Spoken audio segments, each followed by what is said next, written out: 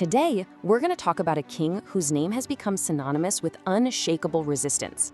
I mean, this is a ruler who stood up to one of the most powerful empires on Earth and created a legend that, honestly, still echoes through the centuries. I mean, really think about that. What does it actually take?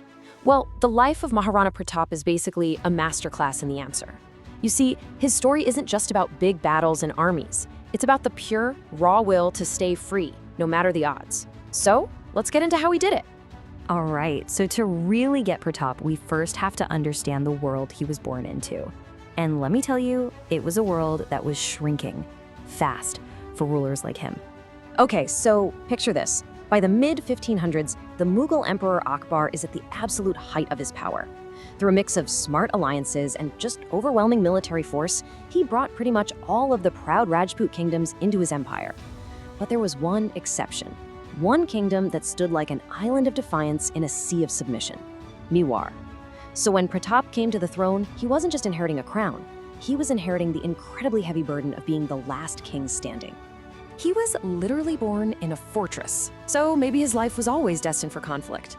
And get this, when his father died in 1572, he didn't even name Pratap as his successor. But the senior nobles of Mewar, they saw the storm coming. They bypassed the chosen heir because they saw something in Pratap. They saw that unbending will they knew they were going to need to survive. So they chose him to lead the resistance. Now, before the swords came out, there were words. Emperor Akbar was a brilliant diplomat, and he knew that bringing Mewar into the fold peacefully would be way better than a long, costly war. And just look at this. Between 1572 and 1573, Akbar sent 6 separate diplomatic missions to try and convince Pratap to just accept Mughal authority. He sent his most trusted guys, even fellow Rajputs, hoping they could reason with him. This wasn't just a one-time offer. It was a relentless, non-stop campaign of diplomatic pressure. It was designed to wear him down. But Pratap's response was just unyielding. He was willing to talk, but he had 2 conditions that were total deal-breakers. First, Mewar's absolute, complete sovereignty was sacred, non-negotiable. And second, he would never, ever personally show up in the Mughal court to pay homage. For Akbar, a king refusing to do that was an unacceptable challenge to his imperial authority. There was just no room for compromise. Diplomacy had failed. War was now inevitable. And so, this brings us to the clash that would define Maharana Pratap's name forever, the legendary Battle of Haldighati. Just look at the sheer imbalance here. I mean, it's unbelievable. Pratap's small but fiercely loyal army, with his incredible Bill Archer allies, was up against a massive, professional Mughal force led by one of Akbar's best generals, Rajaman Singh. The odds were, to put it mildly, impossibly stacked against him. But in that narrow Haldighati pass, the Mewari cavalry just unleashed this ferocious charge that completely smashed into the Mughal front lines, overwhelming them at first. The battle was just this chaotic, brutal clash of steel and pure will. It wasn't just a fight for land. For Pratap's men, this was a fight for honor itself. And this right here, this is the moment that became legend. It perfectly shows the kind of incredible loyalty Pratap inspired. The most famous story from that day is about his horse, Chetak. Grievously wounded, with Pratap also injured, Chetak is said to have made this legendary, impossible leap over a 22-foot ravine to get his master to safety, only collapsing after his duty was done. It's become this incredibly powerful symbol of loyalty and sacrifice. So, here's the key takeaway. Yes, the Mughals held the battlefield at the end of the day, but they failed in their main mission, which was to capture or kill Maharana Pratap. He got away. And for him, this wasn't a defeat, it was a lesson. The war wasn't over, it was just about to enter a new, and for the Mughals, a much more frustrating phase.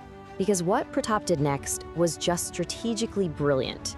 He refused to fight the empire on its own terms. Instead, he completely changed the rules of the war. He basically retreated into the rugged Aravalli Hills, a terrain that he knew like the back of his hand. And from there, he pioneered the use of guerrilla warfare in the region. He used speed, surprise, and his knowledge of the land to harass the much larger Mughal army. He literally turned his weakness, a small force, into his greatest strength. This was a time of unimaginable hardship. I mean, the stories of his family eating bread made from grass have become legendary. And whether that's literal or symbolic, it represents a profound truth. Pratap and his followers were willing to sacrifice absolutely everything for their freedom. From those mountain hideouts, they launched relentless raids, disrupting Mughal supply lines and just bleeding the empire, one small cut at a time. So after years of this patient, grinding resistance, the time was finally right to strike back. In 1582, Pratap gathered his forces and launched a decisive attack on the main Mughal outpost at Dewar. Now, this wasn't just another raid, this was a full-on assault designed to break the Mughal grip on his homeland once and for all.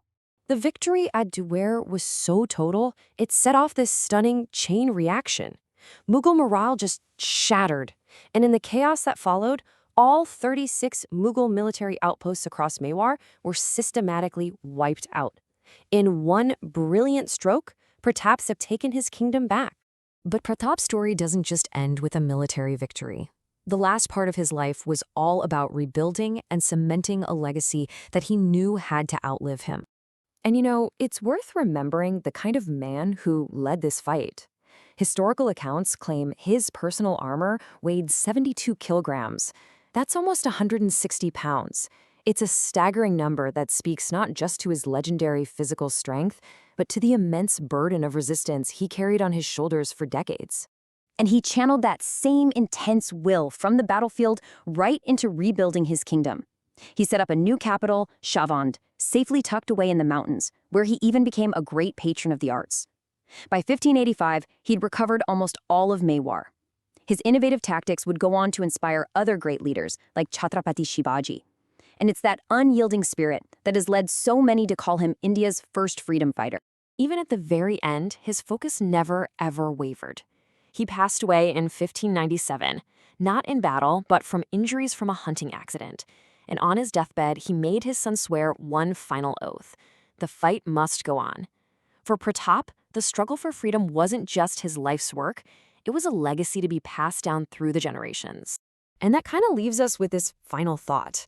Maharana Pratap never achieved that total final victory of reconquering his ancestral capital.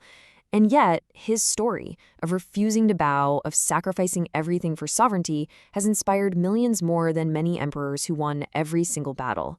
It really makes you wonder, what truly defines